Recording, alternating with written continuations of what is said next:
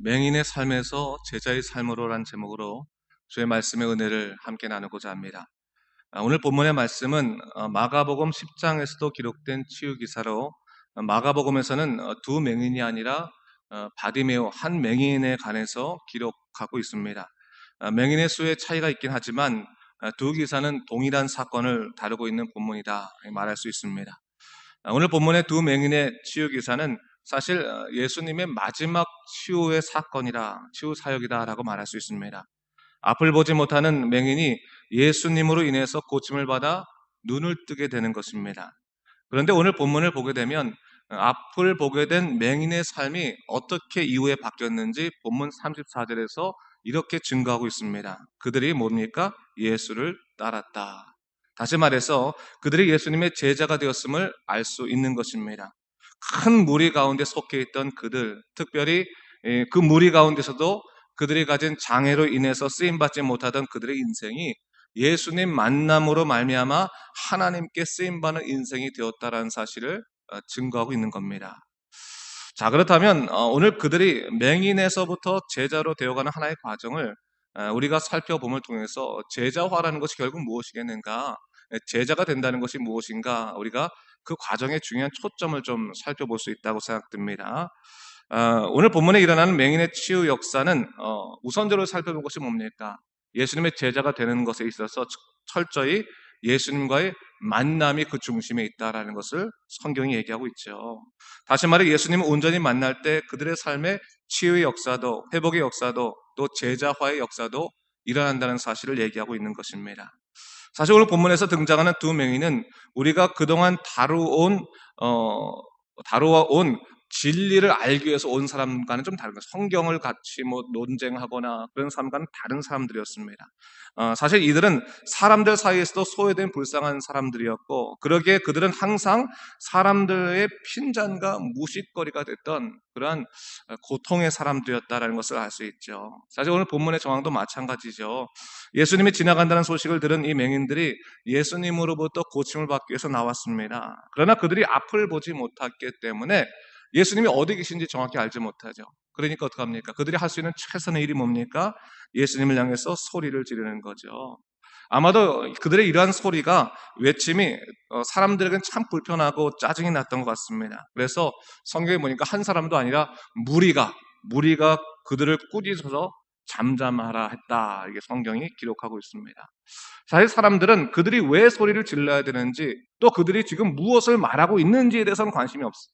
단지 그들은 우리에게 쓸모없다고 이거지는 그들이었기 때문에 자기들에게 방해가 되는 것이 불편했기 때문에 그들을 꾸짖어서 소리를 지르지 못하게 했던 것이죠.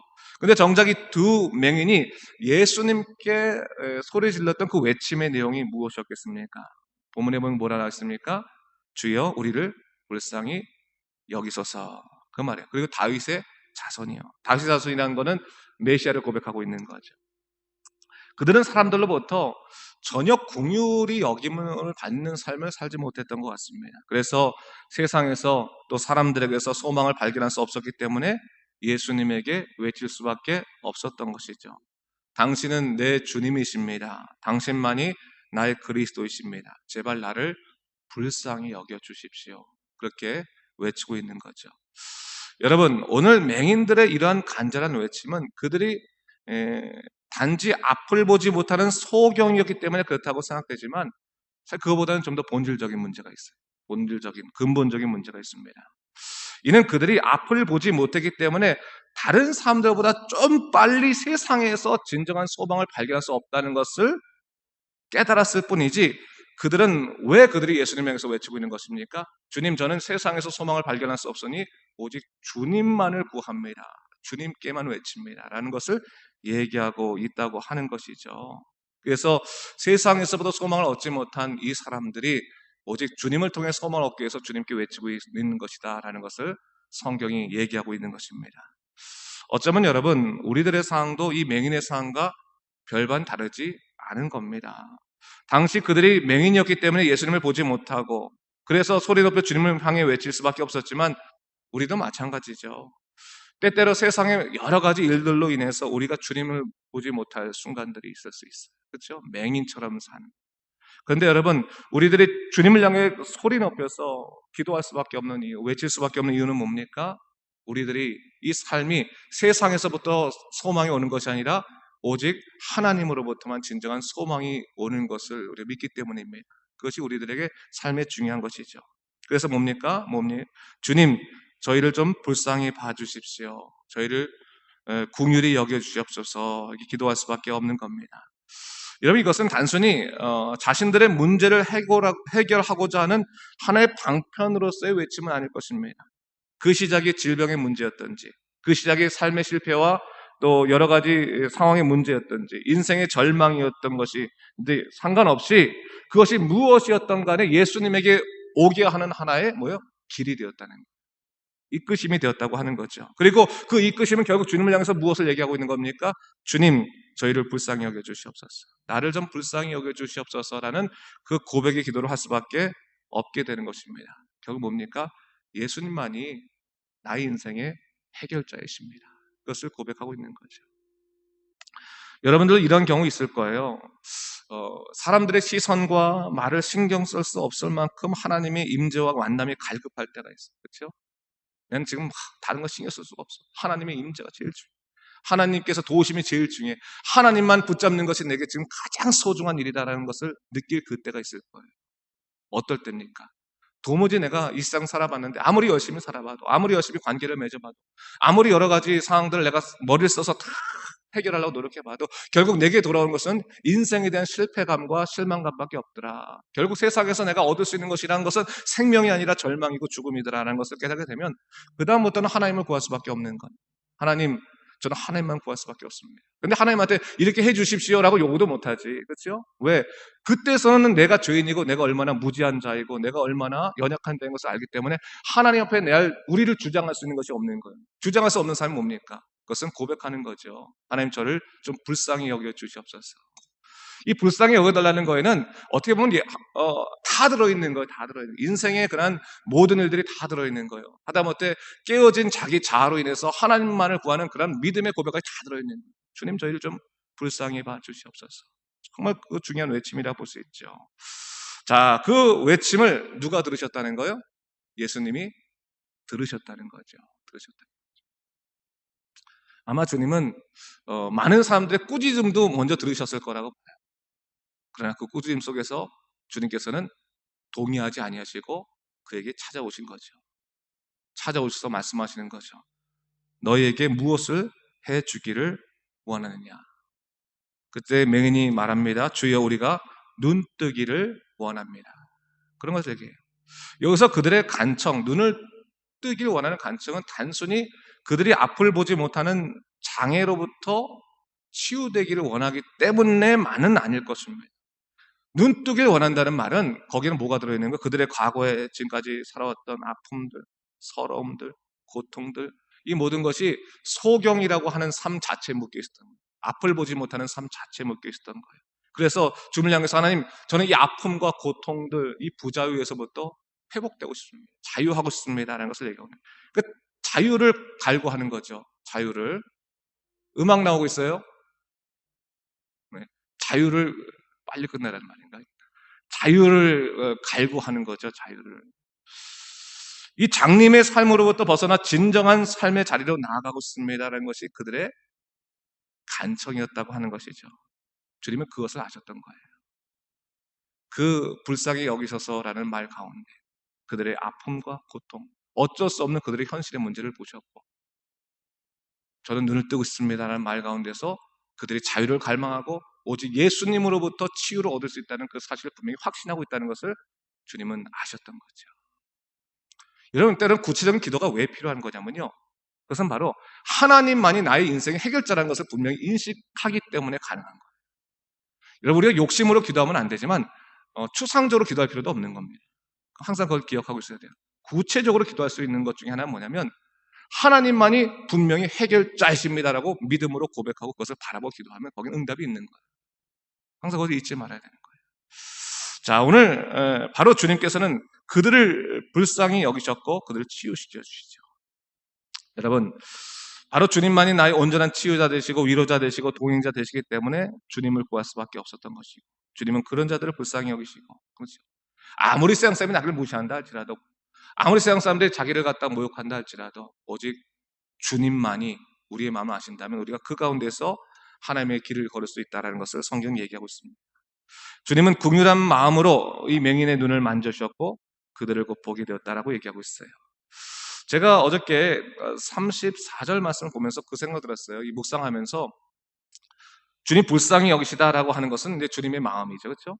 주님이 동정하시는 마음들, 긍휼하신 그 마음을 얘기하는 건데, 사실 주님께서는 굳이 손으로 만지지 않으셔더라도, 그렇죠? 말씀으로 네가 지금부터 회복될지어다라고 하면 바로 눈 뜨지 않겠습니까? 주님께서는 말씀으로 그렇게 하신 적도 많잖아요. 그렇죠? 근데 주님은 말씀으로 하지 아니하시고 손을 갖다가 그들의 눈에 대셨어요. 왜 그럴까요? 그들이 주님의 임재를 경험할 수 있는, 보통 사람들이 사물을 인식하는 방법은 무엇을 통해서 인식하는 거예요? 눈을 통해 인식하지 않습니까? 눈을 통해. 그렇죠? 가까이 오면 눈을 통해서 이제 인식하니까 주님께서 말씀하신 것도 볼 수 있고 그분의 환한 얼굴도 볼 수 있고 불쌍해 하시는 표정도 볼 수 있고 다 그런 건데, 이 장님은 예수님의 음성밖에 듣지 못하는 상황 속에서 앞을 보지 못하는 상황. 주님은 그들을 위해서 뭐예요? 손을 그들의 가장 아픈 곳에 대주셨다는 거죠. 이거 얼마나 놀라운 건지. 여러분, 우리가 때로는 장님과 같은 삶을 살아갈 때가 있어요. 너무 아파서, 또 너무 어떻게 할지 몰라서 앞이 캄캄해 보이니까 도대체 어떻게 해결점이 보이지 않는 캄캄한 그냥 암흑 같은 그런 곳에서부터 하나님 저를 좀 구원해 주십시오. 소망의 빛이 보이면 좋을 때 빛도 보이지 않는다 쳤을 때 어찌할 바 모르는 그러한 상황 속에서 주님이 우리들의 눈에 손을 대시는 그 임재의 그 깊은 경험을 하게 될 때 그 손 대신과 더불어서 앞이 환해지고 하나님의 놀라신 역사가 보여지기 시작한다는 거죠. 하나님께서 여러분의 손 대심을 믿으십니까? 그것을 분명히 믿을 수 있어야 돼요. 여러분의 아픔 가운데 하나님이 손을 대신다는 거죠. 내 과거의 상처 가운데, 내 실패 가운데, 내 연약함 가운데, 내 무지함 가운데 손을 대는 그 순간에 우리는 뭘 얻게 되는 거예요? 자유를 얻게 되는 거예요. 상처로부터 자유, 죄로부터 자유, 고통으로부터 자유, 아픔으로부터 자유. 그 자유를 얻게 되면 그 다음부터는 주님의 능력으로 살아가게 되는 거죠. 자, 오늘 본문을 보니까 눈을 만지서 곧 보게 되니까 그들이 어떻게 됐다는 거예요? 그들이 예수를 따랐다. 제자가 되었다는 것을 얘기하고 있죠. 제자가 될 수밖에 없는 거죠. 그렇죠? 제자가 되기로 결단해서 막 간 게 아니라 제자가 될 수밖에 없는 거죠. 세상에서 전혀 소망을 발견할 수 없었는데, 그래서 예수님께서만 유일한 소망 되셨는데 그 소망신 예수님이 자기들을 고치시고 자유케 하셨어요. 그렇다면 그 어느 길을 가야겠습니까? 다시 세상으로 가야겠습니까? 아니에요. 주님을 따라갈 수밖에 없는 거예요. 주님만이 유일한 길이라는 것을 깨달을 수밖에 없는 거예요. 그래서 주님을 배반하고 싶어도 배반하지 못하는 거예요. 주님을 거부하고 싶어도 거부하지 못하는 인생이 되는 거예요. 오직 주님만 따라가는 거죠. 여러분, 믿음의 삶을 살아간다는 것은 그러한 좀 기쁨과 그 감격의 그 반전의 역사가 좀 우리 가운데 있어야 되는 거예요. 여전히 여러분, 우리가 살면서 세상과 주님을 저울질하면서 주님 따를까? 여기 세상 이것도 따라야 될 텐데, 이런 저울질하는 가운데서 과연 주님의 전적인 역사가 우리에게 임할 수 있는가를 좀 생각해 볼 필요가 있는 거예요. 저울질할 필요가 없는 거예요. 여러분, 우리가 믿음 생활에서 주님만이 나의 구원자 되십니다 라고 한다면 그 다음부터 세상과 저울질하지 마세요. 하나님을 붙잡는 거죠. 그러면 반드시 문을 여십니다. 문을 여세요. 막혀있는 문이 어쨌든 열리는 거예요. 그리고 하나님 뜻에 따라서 살아가게 되는 거예요. 그 다음부터는 그런 경험 몇 번만 하잖아요. 그러면 세상과 주님 저울질하지 않아요. 그건 정말 어리석은 일이에요. 여러분, 하나님을 온전히 구하십시오. 예수님만 구하고, 오늘 맹인이 제자가 됐어요. 제자가 됐어요. 그렇죠? 그랬던 것처럼 참 이 맹인, 이 바디메오, 마가복음에서는 또 이 마태복음 두 명, 이 맹인이 예수님 마지막 치유 사역의 주인공이잖아요. 그렇죠? 어떻게 보면 치유 사역으로는 막차 탄 사람인데, 이 막차 탄 사람의 운명이 뭐가 됐다는 거예요? 제자가 됐다는 거예요. 제자가 됐다. 그 얘기는 내가 아무리 마지막이라 생각하는 그 순간에도 주님이 임재하시면 모든 상황은 역전되고 새롭게 구성되고 놀라운 능력이 일어난다는 것을 얘기하고 있는 겁니다. 여러분, 그 믿음 가운데서 오늘도 살아가고 정말 무리가 아닌 제자의 삶을 살아가는 여러분 되시길 주님의 이름으로 축원합니다. 기도하겠습니다. 주님 감사합니다. 이 아침에 이 본문의 말씀을 통해서 다시 한번 예수님의 놀라우신 능력의 역사를 보게 됩니다. 맹인과 같은 삶이었습니다. 소경과 같은 삶이었습니다. 그러나 주님께서 원하신다면 하나님께서 모든 것을 다 이끄실 줄 믿습니다. 주여, 우리를 새롭게 하시고 당신의 능력으로 자유케 하여 주시옵소서. 감사드리며 예수님 이름으로 기도드립니다. 아멘. 맹인의 삶에서 제자의 삶으로란 제목으로 주의 말씀의 은혜를 함께 나누고자 합니다. 오늘 본문의 말씀은 마가복음 10장에서도 기록된 치유 기사로, 마가복음에서는 두 맹인이 아니라